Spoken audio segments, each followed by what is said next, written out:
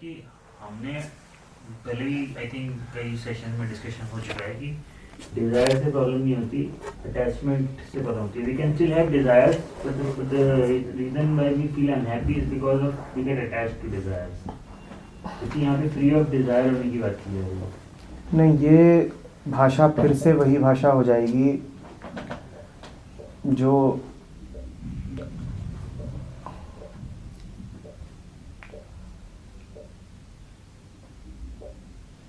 बहुत कंफ्यूजन पैदा करती है. We can still have desires but we can not be attached to desires. आप ये तो कह रहे हैं कि क्लैरिटी सेशन में बात हुई थी कि डिज़ायर नहीं अटैच. इसी क्लैरिटी सेशन में मैंने कई बार कहा है कि ये वी से हट के आई पर आइए और फिर उस आई को देखिए. Who can have desires? ये नहीं कहा जा रहा है कि we can still have desires, क्योंकि ये तो पूरी चीज़ ही घपले वाली हो गई है. Who can have desires? Who will have desires? जो ईगो है वो है ही तो डिजायर को. और क्या है ईगो? तो एक्यूमुलेशन ही तो है एक्सटर्नल थॉट्स का डिजायर. ईगो क्या है? चलिए ईगो पर आते हैं. ईगो क्या है? Ego is that bundle of thought and desire. What else? It is More fundamentally, what is ego? I am notions. ठीक है ना. जब ईगो बोलती है I am something, जब भी ये वाक्य आता है I am something, तो इसी का नाम ईगो होता है. ठीक है. अब I am desire, ये एक खास तरह की ईगो है. कोई जरूरी थोड़ी है कि आई एम के आगे आप डिजायर ही लगाओ. ईगो माने मैं. शाब्दिक अर्थ भी ईगो का यही होता है, मैं. अब मैं के आगे जरूरी थोड़ी है कि आप यही जोड़ो कि मैं कामना हूं.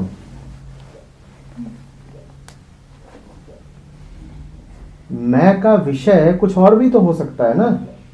ये किसने कह दिया कि ईगो जब भी रहेगी तो उसके साथ में ये वो तमाम तरह की बातें रहेंगी.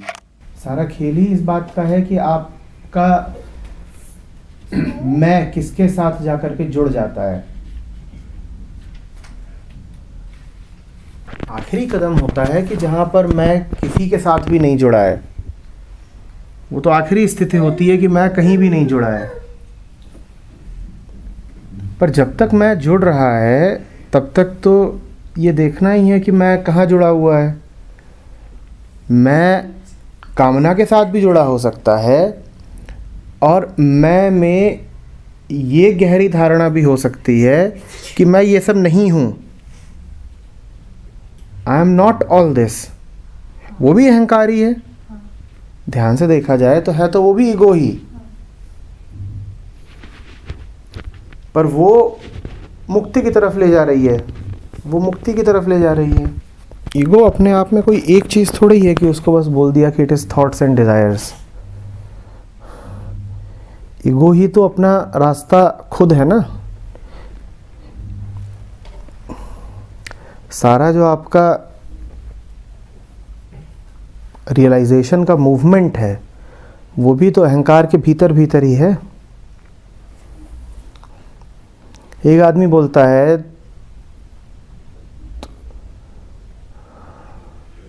बिल्कुल वो गहराई से कन्विंस्ड है कि आई एम अ सन,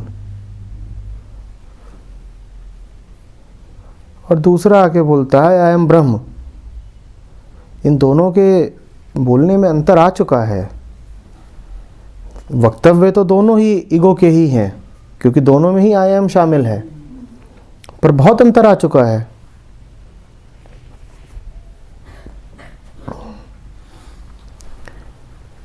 ठीक है. तो ये कभी नहीं कहा गया है कि we can have all the desires but we need not get attached.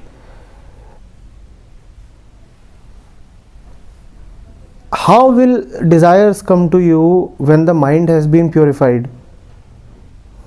And how will it be possible for a mind that has all kinds of filthy desires to be free of attachment? मैंने ये कभी भी नहीं कहा है कि you can have all the desires and yet you can be free of attachment. और कहा भी होगा तो किसी खास संदर्भ में कहा होगा. मैं आपसे पूछना चाहता हूँ, एक मन जो इतना बिखरा हुआ है, इतना कमज़ोर है कि उसमें दुनिया भर की वासनाएं उठती हैं, उसमें ये ताकत कहाँ से आ जाएगी कि वासनाएं तो दुनिया भर की उठें पर वो आसक्त किसी से ना हो जाए? उसमें इतनी ताकत होती ही तो उसमें वासनाएं ही क्यों उठती? मन की ताकत तो मन की स्रोत से नज़दीकी ही है. मन स्रोत के जितना नज़दीक होगा उतना आत्मबल होगा उसमें, वही ताकत है उसकी. और मन स्रोत के जितना करीब होगा वासनाएं उसमें उठेंगी ही क्यों फालतू की? वासना का अर्थ ही होता है कि जो परम इच्छित वस्तु हो सकती है उससे मैं बहुत दूर हूँ. उससे चूंकि मैं बहुत दूर हूँ इसीलिए मुझे ये छोटी छोटी टुच्ची चीज़ें बड़ी आकर्षित करती हैं. जो परम संपदा है उससे मैं इतना दूर हूँ कि फिर मुझे ये 2 रुपए 4 रुपए भी आकर्षित करने लग जाते हैं. मैं ऐसा भिखारी हूँ कि अठन्नी भी मेरे लिए बहुत बड़ी बात हो जाती है. तभी तो मन में हजार तरह की वासनाएं उठती हैं ना. तो इसीलिए मैंने आपसे पूछा कि पहले पूछिए कि कौन है जिसके इतनी वासनाएं उठ रही हैं. जिसकी इतनी वासनाएं उठ रही हैं वो निश्चित रूप से बड़ा अशुद्ध मन है, बड़ा विकृत मन है, एकदम भटका हुआ है, वो स्रोत से बहुत ही दूर है. तभी तो उसमें ये वासनाएं उठ रही हैं. खेल इस बात का नहीं होता है कि वासना उठी और उससे आसक्त हुए कि नहीं हुए. खेल सारा इस बात का होता है कि मन ऐसा हो जाए कि उसमें उल्टी पुल्टी बातें आए ही ना. जीत आपकी इसमें नहीं है कि आपने मन को कंट्रोल कर लिया. जीत इसमें नहीं है कि आप डर पे विजय प्राप्त कर रहे हैं. जीत इसमें नहीं है कि लालच उठ रहा है पर आप लालच को जीते जा रहे हैं, क्योंकि ये बड़ी संघर्ष की स्थिति है. मन में लालच उठ रहा है, आप लालच से लड़ रहे हैं, इसमें कोई खास मज़ा नहीं है. मज़ा तो तब है जब लालच उठा ही नहीं. यहाँ पर भी रख दी जाएं मिठाइयाँ और आप सब बड़े संयमी लोग हैं, आप बड़ी कोशिश कर रहे हैं, नहीं, हाथ नहीं बढ़ाएंगे मिठाई की ओर, हाथ नहीं बढ़ाएंगे मिठाई की ओर. ये आपके लिए बड़ी आनंद की स्थिति है.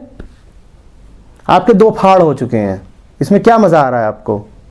एक हिस्सा कह रहा है चाहिए, दूसरा हिस्सा उसे नियंत्रित करने की कोशिश कर रहा है. इसमें क्या मज़ा आ रहा है आपको? बात तो तब है ना जब रखी है और आप ऐसे बैठे हो जैसे रखी ही नहीं है, कि हमारे अब कुछ उल्टा पुल्टा उठता ही नहीं है तो नियंत्रित करने का सवाल ही नहीं उठता. ये तो जो आपने बात कही ये तो बड़ी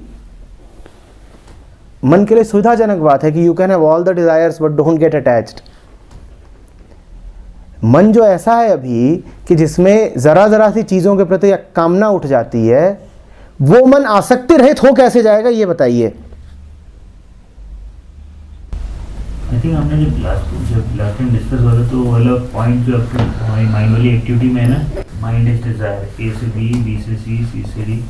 तो आपने बोला था कि ऐसे ही चलेगा ऐसे ही, लेकिन हमें ए बी सी किसी से भी अटैच नहीं होना. क्या ए बी सी डी मतलब जो उसमें है ना, मतलब a some desire, I want A, then I want B, then I want C, में ट्रांसफर होता है. हाँ. ABCD जब बदलते हैं तो वो बदलना एक ही तल पे नहीं होता. अभी मैंने आपसे कहा था कि एक कह रहा है मैं ब्रह्म हूँ और एक कह रहा है मैं ब्रह्म हूँ. A से B में कुछ बदला, I want A, I am A and I am B. अरे अंतर है भाई, अंतर कैसे नहीं है? वो एक ही तल पे बदलाव थोड़ी हुआ है. आप समझ रही हैं बात को? एक आदमी जाकर के कहता है मुझे काम चाहिए और एक जाकर के कहता है मुझे मोक्ष चाहिए. दोनों एक ही चीज थोड़ी मांग रहे हैं.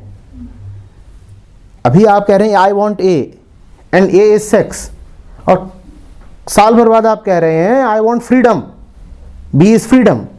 आपको क्या लगता है कि अभी आप उसी वर्तुल में घूम रहे हैं? बहुत कुछ बदल गया है. तो ठीक कहा गया है उसमें कि ए से बी, बी से सी, सी से डी चलता रहेगा, पर ए बी सी डी एक ही तल में होंगे, ये थोड़ी कहा गया है कि आज आपको मिठाई चाहिए, कल समोसा चाहिए होगा, परसों पकौड़े चाहिए होंगे, थोड़ी कहा गया है। ये बात उठने की है, उसको आपने बड़ा गलत समझ लिया कि ए बी सी डी मानो एक ही प्रकार की चीज़ें हों।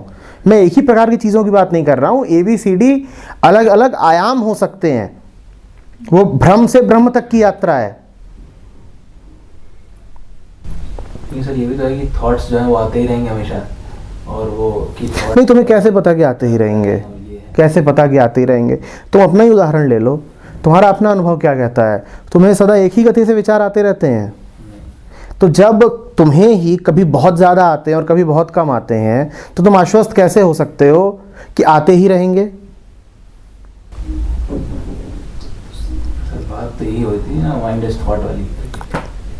और सर ये भी तो है कि मतलब थॉट तो उठते ही रहेंगे, बस उनको मैं तुमसे पूछ रहा हूँ, तुम्हारे साथ कभी ऐसा नहीं हुआ कि विचार रुक गए हों? होता है, फिर? लेकिन नॉर्मली नहीं होता। अरे जो घटना 2 क्षण को घटती है, वो क्या लंबे समय के लिए नहीं घट सकती है? तो फिर क्यों कह रहे हो कि विचार तो आते ही रहेंगे? ऐसी क्या अनिवार्यता है कि आते ही रहेंगे? सर क्योंकि एक बार बात हो चुकी है इसकी कि थॉटलेस कोई चीज़ होती ही नहीं, थॉटलेस। अरे जब हुई थी तब हुई थी, तब कुछ संदर्भ रहा होगा, तब किसी ने उठकर कुछ बोला होगा, तो एक बात कही गई होगी, पर उसके बाद से देखो कितनी नई पत्तियां आ गई हैं अपने गमलों में।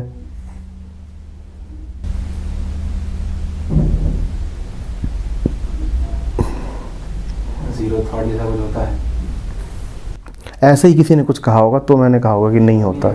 हाँ, अब फिर तुम वो कहोगे तो फिर हमें कहना पड़ेगा कि नहीं होता है, क्योंकि ये भी एक विचार है। पर मैं ये इसलिए थोड़ी कहता हूँ कि तुम इस बात को अपना सहारा बना लो कि थॉट तो हमेशा आते ही रहेंगे। देख रहे हो, दोनों ने एक ही काम करा है। इन्होंने अपनी सहूलियत के लिए पकड़ लिया कि थॉट से कोई मुक्ति तो होती नहीं, थॉट तो चलेंगे ही हमेशा। उन्होंने इस बात को पकड़ लिया कि डिज़ायर्स तो हमेशा रहती ही हैं, बस अटैच मत होना। तो अब इन्होंने थॉट मिल गया इनको, तो थॉट में मस्त रहो। उनको डिज़ायर मिल गई, वो अपने डिज़ायर में व्यस्त रहेंगे।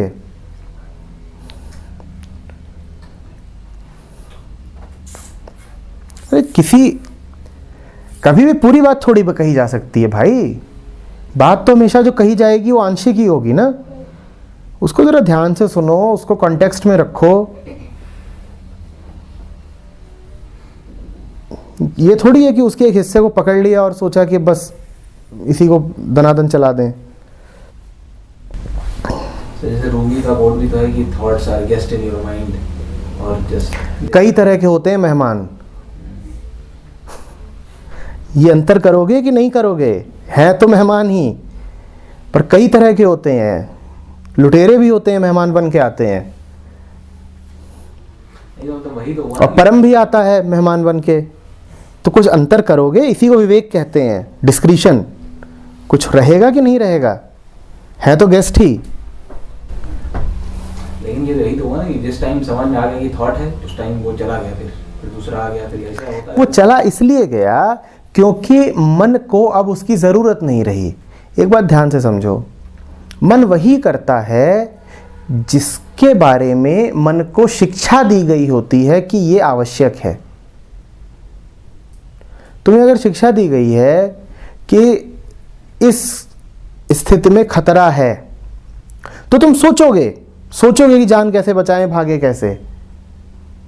वहीं अगर तुम्हारी शिक्षा बदल दी जाए, मन की ट्रेनिंग बदल दी जाए कि ठीक ठाक है, कोई दिक्कत नहीं है, तो विचार नहीं उठेगा। विचार क्या है? विचार तो मन की ट्रेनिंग है।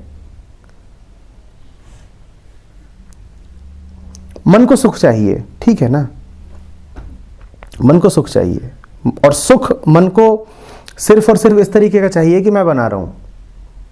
यही मन के लिए सुख है, मेरा होना। तुमने जाहे में मन को बता दिया कि सुख है, मन उधर को ही जाएगा। और अगर वो चीज़ नहीं मिल रही है तो फिर वो विचार करेगा कैसे पालूं। विचार मन का हथियार है सुख को पाने का। विचार क्या है? विचार मन का उपकरण है जिसके द्वारा वो सुख को पाने की कोशिश करता है और दुख को टालने की। बात समझ रहे हो? विचार क्या है? विचार मन अवेलेबल नहीं तो उसके बारे में सोच रहे उसको हैं। पाना है और जो खतरा आ रहा है उसको टालना है। तो विचार मन का उपकरण है ये दोनों करने का। लेकिन सुख क्या है और दुख क्या है ये मन को किसने बताया?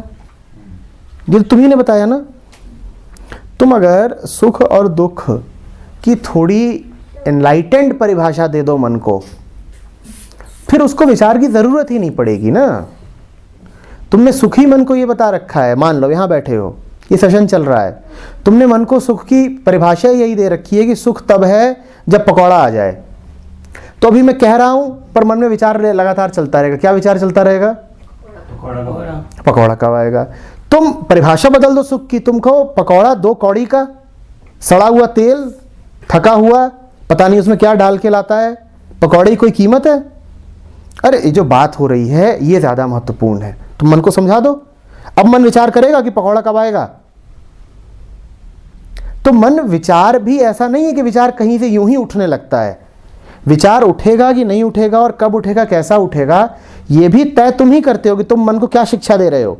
तुम मन को सही शिक्षा दो तो विचार बदल जाएगा।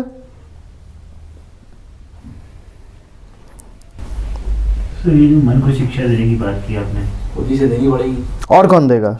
मन वो खुद का अपने आप को वही- बिल्कुल बिल्कुल। तो और इसीलिए कहा जाता है ना तो कि तुम्हारा गुरु और कोई हो ही नहीं सकता, क्योंकि आखिर में तुम्हारी ही सहमति चाहिए मन को कुछ बोलने के लिए। बाहर से कोई बात तुमने सुन भी ली तो भी फाइनल तो तुम ही हो, सबसे बड़े मालिक तो तुम ही हो। तुम्ही को मन को कहना पड़ेगा कि हाँ भाई ये बात जो थी ये ठीक है, अब ये तुम मान ले। फिर मन मान लेगा, ठीक है मन ने मान लिया। मन तो मन है, मन की चेतना तो तुम हो ना, मन के मालिक तो तुम हो ना। मन अपने आप में तो सिर्फ एक मशीन है, अपरेटस है। उसकी एनर्जी तो तुम हो ना, उसकी इंटेलिजेंस तो तुम हो ना। तो चेतना कभी गलत बात मानने के लिए भी कैसे कन्विंस कर देती है फिर? जब वो मन से ही ज्यादा मिल जाती है। जब चेतना नहीं रहती है, वो मन से ही मिल जाती है तो गंदी हो जाती है।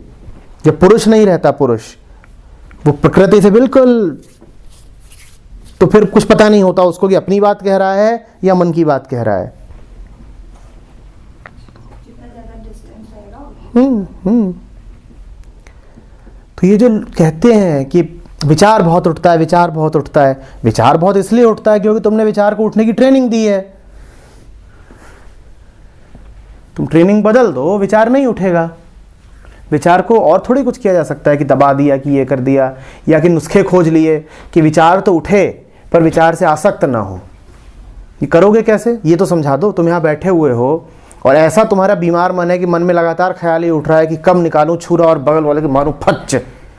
तो ये मन कैसा है और ये विचार उठ काहे के लिए रहा है, तुम बताओ ना। सबसे सुखी तो वो है ना जिसको विचार उठे ही नहीं। जा रहे हो ट्रेन में और मन में 2 लोग अगल बगल बैठे हैं सीटों पर, शताब्दी चली जा रही है, एक बैठा हुआ है और उसको दुनिया भर के विचार आ रहे हैं कि अभी अभी मलेशिया का वो प्लेन था वो उड़ा और गायब हो गया, और ऐसे ये ट्रेन गायब हो जाए तो विचार का क्या, क्यों नहीं आ सकता। बैठ करके अखबार पढ़ रहे हैं, उसमें यही लिखा हुआ है कि मलेशियन प्लेन अभी तक मिला नहीं, और कह रहे हैं देखो शताब्दी जा रही है और ऐसे ये भी गायब हो जाए फिर, और 70 देशों की सेना फिर लगी हुई है और शताब्दी नहीं मिल रही। अभी घर वालों को क्या होगा, और सोच रहे हैं और विचार पता नहीं कहाँ कहाँ उड़ रहा है। और दूसरी ओर आपके ही बगल में कोई बैठा हुआ है, वो शांत है, उसको विचार आ ही नहीं रहा है। और एक तीसरा आदमी है जिसको आ रहा है पर वो उसको दबा रहा है। तीनों में सुखी कौन है? जिसको आ ही नहीं रहा। अरे हमें आता ही नहीं ऐसा विचार। तो आसक्ति या ना आसक्ति की बात नहीं है ना। वो मनीष जी बैठे हो कह रहे हैं आ तो रहा है पर हम आसक्त नहीं है, और आ रहा है, अभी और आ रहा है, आसक्त नहीं है। पसीने छूट रहे हैं विचार के आने से, आसक्त नहीं है। अरे सबसे भला तो ये है कि ऐसा कोई विचार आए ही नहीं। मन को ऐसी क्वालिटी का कैसे बनाना? मन को परिभाषाएं आपने ही दी हैं, परिभाषाएं बदल दीजिए। आपने ही तो मन को लगातार सिखा दिया है ना कि सुख कहाँ है। मन को दूसरी परिभाषा दीजिए, मन भागेगा ही नहीं। ये जितनी सब बातें हैं ना, चित्त वृत्ति निरोध और ये सब, इन सब से आगे की बात कबीर कह गए हैं कि मन को यार बना लो अपना, वो तुम्हें तंग ही ना करे, वो तुम्हें तंग ही नहीं करे। मन से लगातार संघर्षरत रहने में तुम्हें क्या मिल जाएगा कि वो भाग एक तरफ को रहा है, पर हम बड़े तपस्वी हैं, मुझे जाने नहीं देंगे, कहीं खींच रहे हैं, क्या कर रहे हैं। इसके लिए ज़िंदगी कि मन एक तरफ को भागे और तुम डंडा लेके उसको रगेद रहे हो। ज़िंदगी इसलिए है क्या? ज़िंदगी ऐसी है कि मन से दोस्ती है। बड़ा प्यारा है, अपने अपने चोर को सब कोई डारे मार। सबने मन को चोर बना रखा है और वो उसको मारने के चक्कर में लगे रहते हैं। मेरा चोर मुझको मिले, सब कुछ डारूं वार। मैंने मन से यारी कर ली है, मैंने सब कुछ उस पर निछावर कर दिया। मेरे मन से मेरी कोई दुश्मनी ही नहीं है।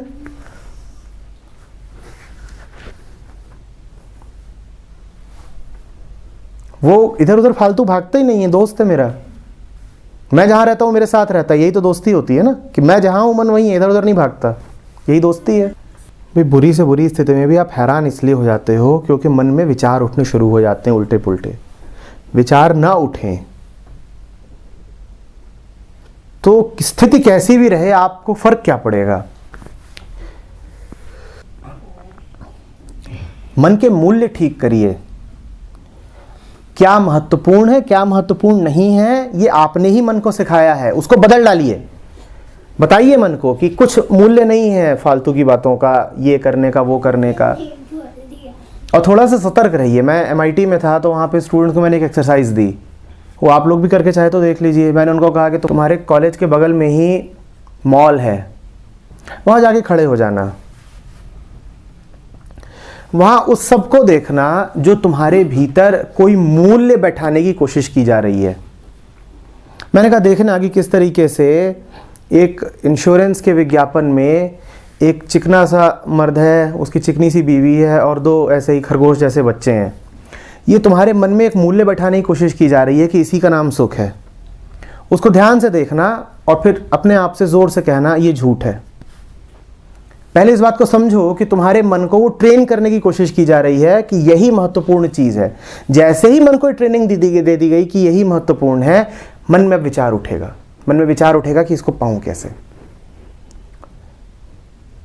मैंने कहा सड़क पे तुम जा रहे हो, वहाँ पर एक लाल बत्ती की गाड़ी जा रही है, उसके पीछे पीछे 8-10 गाड़ियों का और काफिला जा रहा है।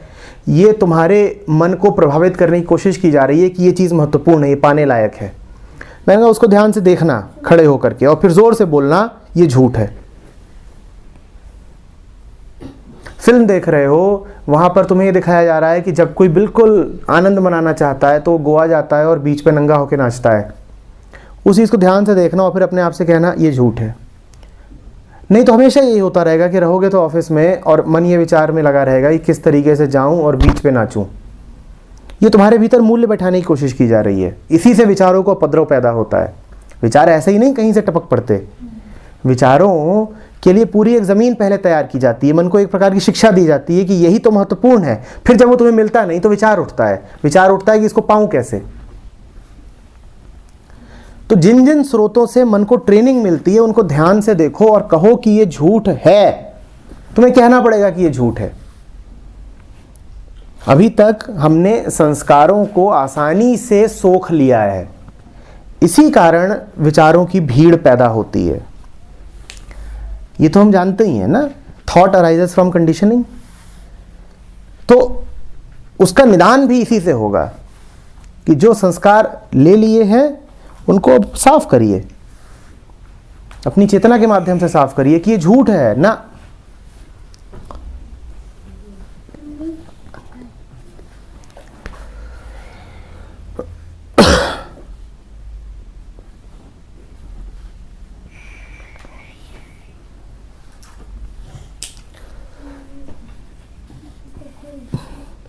ये एक सवाल है जिसको जीवन में जिसने साध लिया वो मालिक हो जाएगा। वही सवाल ये है कि महत्वपूर्ण क्या है, क्या महत्वपूर्ण है। क्योंकि हमें नहीं पता होता कि क्या महत्वपूर्ण है, इसीलिए हम सस्ती चीज़ों को महत्वपूर्ण मान लेते हैं। हमें पता ही नहीं है महत्वपूर्ण क्या है। बच्चा है, अभी उसे नहीं पता महत्वपूर्ण क्या है, तो उसने देखो किस चीज़ को महत्व भी दे रखा है। किस चीज़ को दे रखा है? वो सीटी मिल गई है उसको, तो उसके लिए वही महत्वपूर्ण है। हमारे साथ भी ऐसा ही है। बच्चे का दिख रहा है, हमारा दिखता नहीं है। हमने जीवन में ये सवाल कभी ईमानदारी से पूछा ही नहीं है कि महत्वपूर्ण क्या है, क्या है जो पाने योग्य है, क्या है जो करने योग्य है। और चूंकि हमने कभी पूछा नहीं है, हमारे भीतर वो खाली जगह है, इसीलिए उस खाली जगह में कुछ भी कचरा भर दिया गया है। हमने दुनिया भर के व्यापारियों को अनुमति दे दी है कि वो आएं और हमारे मन में व्यापार करें। ये अनुमति दी हम ही ने है।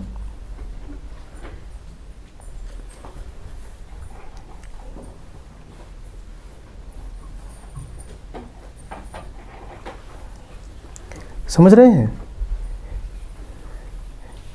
रुकिए और पूछिए ये बात, महत्वपूर्ण क्या है?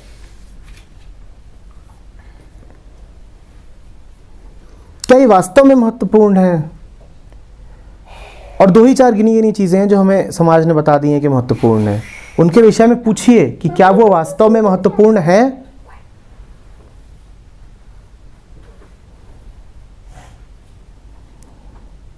दो ही 4 चीजें हैं। दुनिया का कोई भी आदमी हो, घूम फिर करके भाग उन्हीं के पीछे रहा है। भागने की गति में अंतर हो सकता है, कौन कहां तक पहुंचा है इसमें अंतर हो सकता है, पर लक्ष्य सभी का एक ही है। पद, प्रतिष्ठा, पैसा, कह सकते हो शक्ति, पावर। भागने का मन ही ना करे, मतलब जहाँ है वहीं। मन ऐसा हो जाए तो बहुत बढ़िया, पर उसके लिए बड़ी धुलाई करनी पड़ेगी, क्योंकि हमें जो संस्कार मिले हैं वो तो इन्हीं चीज़ों के पीछे भागने के ही मिले हैं। और बहुत सौभाग्य वाला होता है कोई जिसको अचानक ये दिखाई पड़ जाए कि इस भागने में कुछ मिल नहीं रहा है। अन्यथा भागने की गतियों में अंतर होता है, भागते सब उसी के पीछे हैं। कोई 10,000 के पीछे भाग रहा है, उसके पास नहीं है कुछ ज़्यादा, कोई 10 करोड़ के पीछे भाग रहा होगा, उसके आगे क्या फिर? कुछ नहीं है। ये कहाँ पूछा जाता है कि इसके आगे क्या है? बियॉन्डनेस की कोई बात कहाँ उठती है हम में? घेरे के बाहर क्या है, ये सवाल उठता कहाँ है? मतलब ये कहा तो बहुत ज्यादा है, मतलब और ये है कुछ तो है ये कहीं कि कुछ है बियॉन्ड, पर वो ये आप सड़क पे चलते हुए आदमियों को देखिए, अभी इस वक्त भी सड़कों पर जाम लगा हुआ होगा, शाम का समय है, और आप देखिए उनको और उनकी शक्लों को देखिए और मुझे बताइए कि क्या वो ये कह रहे हैं कि इसके आगे भी कुछ है, या उनका मन पूरे तरीके से उसी घेरे में, उसी सड़क पर आकर के बैठ गया है कि यही सबसे अधिक महत्वपूर्ण है, कि यही तो है जो महत्वपूर्ण है।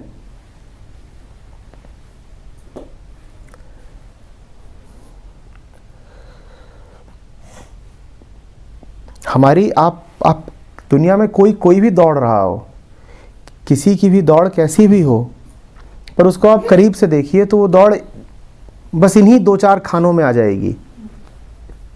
तो ये जो क्वेश्चन है कि व्हाट इज इम्पोर्टेंट या महत्वपूर्ण क्या है, एक्चुअली हमें ये भी पता कि वो मतलब किस बेसिस पे उसको इम्पोर्टेंट कहेंगे, मतलब किसी भी चीज़ को। तो ठीक है, फिर ये भी पूछिए कि what is the right criteria to decide. हाँ, भाई ठीक है, बिल्कुल सही बात है, क्या महत्वपूर्ण है, किस विकल्प को चुने, उसके लिए पहले क्राइटेरिया अंतिम करने पड़ते हैं। तो वो भी पूछिए कि कौन सा क्राइटेरिया महत्वपूर्ण है।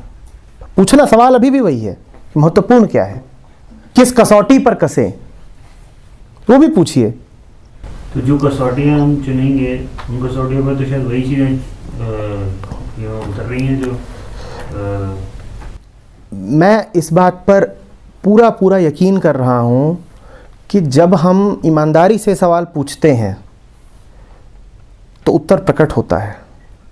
मैं ये मानने को तैयार नहीं हूँ कि हम पूरी कोशिश करके भी जब विचार करेंगे, जब जानना चाहेंगे, तब भी हम घेरे के भीतर ही रह जाएंगे। देखिए, मैं अक्सर आपसे कहता हूँ, लेकिन बात को समझिएगा, मैं आपसे इसलिए कहता हूँ क्योंकि कुछ ऐसा है जिसे मैं तोड़ना चाहता हूँ, इसलिए कहता हूँ। जब भी मैं आपसे कहता हूँ कि तुम जो भी सोचोगे वो तुम्हारी कंडीशनिंग के भीतर से ही आ रहा होगा, ये बात मैंने आपसे ही बहुत बार कही है, स्टूडेंट से तो लगातार कहता ही रहता हूँ। लेकिन मैं आपसे एक दूसरी बात कह रहा हूँ, जब तुम ध्यान मग्न हो करके देखते हो तब तुम्हें जो मिलता है वो तुम्हारी कंडीशनिंग के भीतर से नहीं आ रहा होता है। ईमानदार कोशिश तुम्हें कुछ ऐसा दिखा देती है जो तुम्हें पहले से ज्ञात नहीं है। तो अगर मेरे सामने कोई स्टूडेंट खड़ा होता हो, कहता है सर हमने सोच लिया और हमें यही पता चल रहा है, और अगर मैं उससे बोलता हूँ तुम जो भी सोच रहे हो तुम्हारे अतीत से आ रहा है, तो मैं सिर्फ इस कारण बोल रहा हूँ क्योंकि मुझे दिख रहा है कि इसने ईमानदार कोशिश नहीं करी है। तो ये बिल्कुल मत कहिए कि हम तो जो भी क्राइटेरिया चुनेंगे वो तो हमारी कंडीशनिंग से ही आ रहा होगा। नहीं, जब आप ध्यान से देखते हैं तो अचानक वो प्रकट हो जाता है जो अभी तक आपको दिखा ही नहीं था। इतना विवश नहीं है आदमी, इतना मशीनी नहीं है आदमी। बिल्कुल मैं कहता हूं कि mind is a machine, but mind is a machine only when you are not attentive. तो अगर आप कहीं पढ़ें कि मैं किसी से कह रहा हूं कि तुम और कर क्या सकते हो, mind is a machine, mind is a machine, तो उसको गलत मत समझ लीजिए। उसका अर्थ बस इतना ही है कि मुझे दिखाई दे रहा है कि अटेंटिव नहीं है, बस उस बात को मैं कह नहीं रहा हूं। पर स्थिति यही है, इसी कारण इस बात पे जोर देके कह रहा हूं कि तुम्हारा प्रत्येक विचार तो तुम्हारे मन के दायरे से ही आता है। यह बात सिर्फ तभी